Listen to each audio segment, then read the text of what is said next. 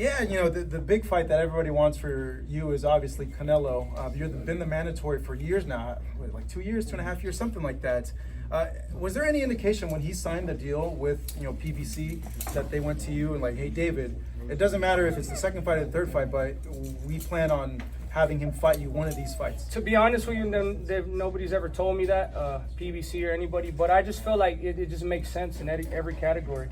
If people want to see it, it's a great fucking fight to be made. And it makes sense for everybody, you know what I mean? I feel like this brings boxing back. It's not saying that it's been gone, but it's been coming back. Like you see the Earl Spence, Terence Crawford, Ryan Garcia, Gervonta Davis. The boxing is growing as a whole because we're putting these great fights on. And this is the fight we need in the super middleweight division. I'm hungry. I'm very motivated. I'm excited for this, and I'm gonna keep going. I'm not going nowhere. That's what people ask me. Are you frustrated? I mean, I'm not frustrated because I'm gonna stay here. I'm not going nowhere. I'm barely turned 27 this year, on December. So I have at least 15 years left in boxing. That much? I have 15 years left in boxing. Yeah. These first 10 years we just blew by quick. So we got another 15. Now that I know I'm really what I'm capable of. Now I'm gonna reach for the stars. I'll make all my deepest dreams come true. Yeah, that was another one of the fan questions that came to me was if you can't get that fight, what other goals do you have? I know I spoke to you about before about maybe going up a weight class, but say the 3 fights happen and for some reason or another you can't get them. Like, I guess, is that in your mind? Like, you know what, if I can't get this dude, I'm just going to move up, fight better, be ever before. If those fights don't happen, I think you have to question, the sanctioning bodies. You know what I mean? What else are we gonna do? I mean, this is a fight everybody wants to see, and I'm #1 contender. It's not like I'm begging for something. Why is there title eliminators and why is there WBC interim belts if you're not gonna get the opportunity? If they're not like enforced. You know what I mean? Yeah. So, I'll go up to if I can't get those fights, and I'll go up to fight Bivol, or I'll go try to I set my conquest on 175. Like I said, I don't want no handouts either. I want to earn my spots everywhere I go, even at 175. But I see that weight class, I want to become champion at 175, and that's exactly what I'm going to do. Yeah, you're a big kid, man. Even growing up, you were a bigger kid, too. Like, do you see yourself going above 175? I think so. I definitely do think so. But we take it one step at a time. From 168, then go up to 175, and then we might end up in cruiserweight. But right now, I really got my eyes set on 175. Heavyweight? You think heavyweight's ever possible? I don't know. Yeah, I know, right? That might be a bridge too far, David. I got to go through some of these notes that I have in here because there's one topic I did want to touch on you with.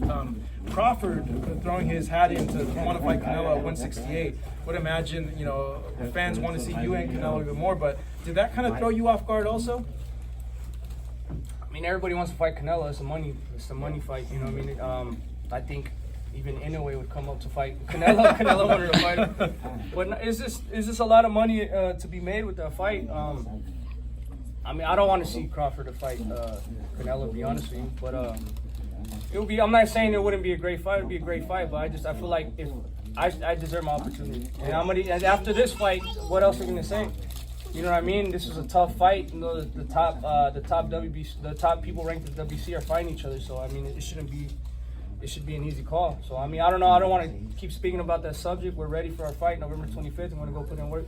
Since he's asking for the fight at 168, just curious, because he's calling out Canelo at 168. You're a 168 fighter. And I know it sounds crazy, but if he were to turn around and be like, hey, yeah, I'll fight David. Oh, yeah, it'll be dope. I have a lot of respect for Terence Crawford. Yeah. And just because I want to fight, if we would fight, doesn't mean we have hard feelings for each other. He's definitely a great fighter. I'd love to fight him. Yeah, that'd be crazy, man. Just the size difference-wise and just, seeing how, him being at 147 wanting to go up and fight at 168. Yeah, that's kind of nuts. Yeah, to be honest, I would love to see him fight Charlo, Terence Crawford, the one at 154. That would be a great fight, and hopefully get it made, because at the end of the day, I'm a fan of boxing, and those are the fights I want to see. Speaking of just overall, this camp, David, and your growth as a fighter as well, how have you improved in your opinion in the last 6 months coming into this camp, both mentally and physically? I've improved a lot. I feel like my state of I don't know, your spiritual side. It's making me more stronger, more disciplined, more dedicated. I think it's just me just having my family now and just looking at life in a different way. Really, it just made me not think about the now, but think about the future. And to me, to be where I want to be, I have to be a disciplined and dedicated man. And you know, at the end of the day, I also want to be, a leader to to my teammates too. You know, if they need anything, I can teach them. And that's just really what I want to be. I want to be positive and be the best version of myself I could be. Good. I'm gonna go ahead and just do a quick thing with you. I put out fan questions for you, so I want to get some of the questions in, and it's not going to be a lot. It's going to be like 2 or 3 for you, David. But I just want to go ahead and interact with our community here and ask you some of the questions that they had for you. One of which is, let's see here. don't die, honestly, yeah, David. Okay, for you, David, you get to steal one aspect of another fighter's game, past or present, and hand it to yourself. What fighter would it be, and what part of their game would it be? It would be James Toney with the shoulder roll defense, and I could do a lot of these. I'll do the pullback right hand, Mayweather's pullback right hand, Golovkin's jab, Julio Cesar Chavez's left hook to the body. You know, this is regular stuff for a lot of fighters too, that they got another history. That, you know, that's, if you really look at it, you look at every single fighter does something good. So if you're a smart fighter, you study everything that these fighters do and apply it to your own game. You know, that's how you learn. But those are definitely the top 4 that I would pick. Nice, man, nice. This is from Duck. It's a weird name that some of these guys have. But which fighters, if any, do you draw the most inspiration from? Are there, and I think you just kind of mentioned it about like specific fighters and what styles you've borrowed from. But I guess you, as a fighter, who have you drawn the most inspiration from? As a fighter, you know, I've drawn, obviously, I love a lot of boxers. I love Oscar De La Hoya, Roy Jones Jr., James Toney, Marco Antonio Barrera, Julio Cesar Chavez, Morales, Aaron Pryor, Sugar Ray Leonard, Marvin Hagler. This is all the greats, bro. Like, I really am a boxing enthusiast. I love boxing. So all the boxers, all the legendary boxers I've gone and I've watched every single one of them my whole life. I still do now. You know, I still do now. So I find a lot of inspiration from those fighters. Okay, this one is, I'll ask Jose this question too, but this question was, as you get older and your body matures, is it still easy for you to make 168? You kind of alluded to this too, that you are open to moving up, but yeah, how hard is it to make 168? It's not hard at all. You guys keep asking me the same shit. I've been making this weight for 10 years. Well, you're growing, right? It's to be honest with you, bro, the only reason dieting is, the only reason making weight gets hard if you don't follow a diet recipe. Because it really is. Also, a thing is that a lot of people don't lose weight, don't know how to cut weight. You gotta fill yourself up with water every day. I've been drinking 2 gallons of water for the past 3 months. Oh, jeez. So when it's time to lose weight and get all that water weight out, you do in the last week, you cut all the water out, and then you lose 15 to 20 pounds of water. You know, it's like what I mean? Flush. It's a flush, yeah, it's a flush. People don't know how to lose weight, and you know, sometimes a lot of people, they get injured or they go to the fucking hospital because they don't know how to lose weight. I mean, it really is a science to lose weight. But if, you know, I've been on my diet for the past 2 months and a half. My last fight, I made weight comfortably. I think I was on weight 2 days before. I've been doing that, you know, since I had that, I missed weight that one time.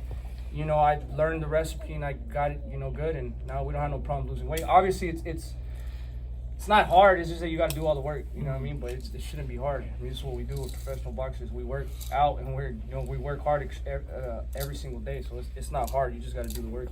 Another one for you, David. Just because of the combinations that you throw, you know, does your above average output rate come from conditioning, training, or natural ability, physical attributes that allow you to have a high work rate?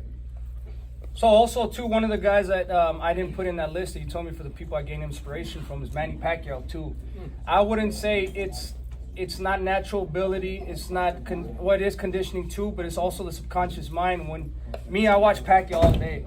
So like, what happens when you look at something all day? Like, I want to be like him. So you watch it so much until it gets in the subconscious mind, and when you get in there, you let go. You know what I mean? And I've never let my size discourage me from throwing a lot of punches. You know, I've always that's the type of style I've always liked, throwing punches and bunches, and you've seen it through my whole career. So as you get older, you need to learn yourself and what makes you tick and what you like to do and what type of fighter you are. And I love throwing combinations, so I always throw combinations. You know, you always see me do my flurries, and that's something I love to do. So now it's just in my subconscious.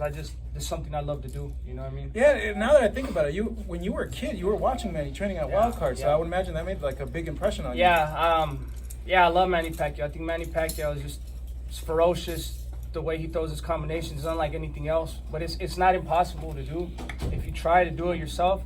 The only thing is that when you throw a lot of punches like that, the thing is not throwing the punches, it's getting back in position and putting your hands back up. That's what people don't understand. So if you get that down, then you can do whatever you want. You know what I mean? Just have fun with it. But yeah, that's just the way I like how to fight.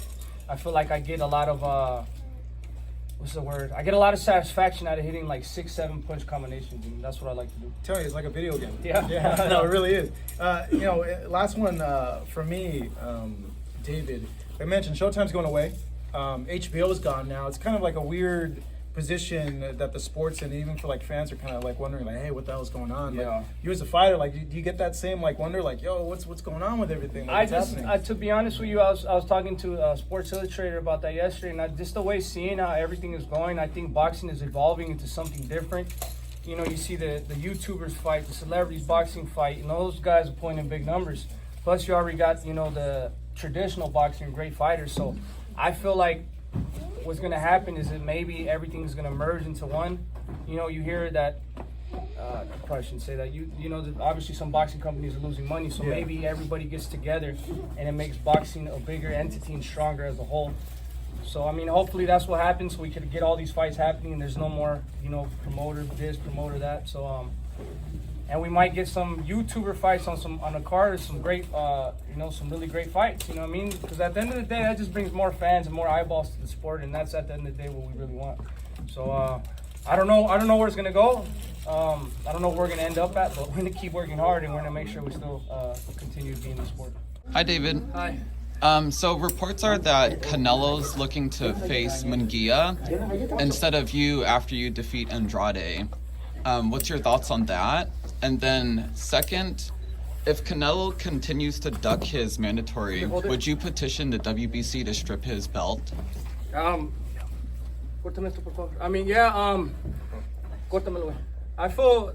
do feel a little bit let down that we still haven't made that fight, only because, and it's not that I'm asking for something, is that I won the opportunity to fight for the WBC belt. I've been the number one contender for the past 2.5 years, going on 3 now. And I have not only did I win the WBC title eliminator, I won the WBC interim belt. So that means that you automatically get a shot at the title. But if he wants to go the other route and fight Munguia, it doesn't really mean anything to me because, I'm not going nowhere. As you guys can see, I feel, great today. I worked extremely hard. And I'm gonna look fantastic in this fight too. So out of all the bad, I see a lot of good coming out because I'm getting more experience.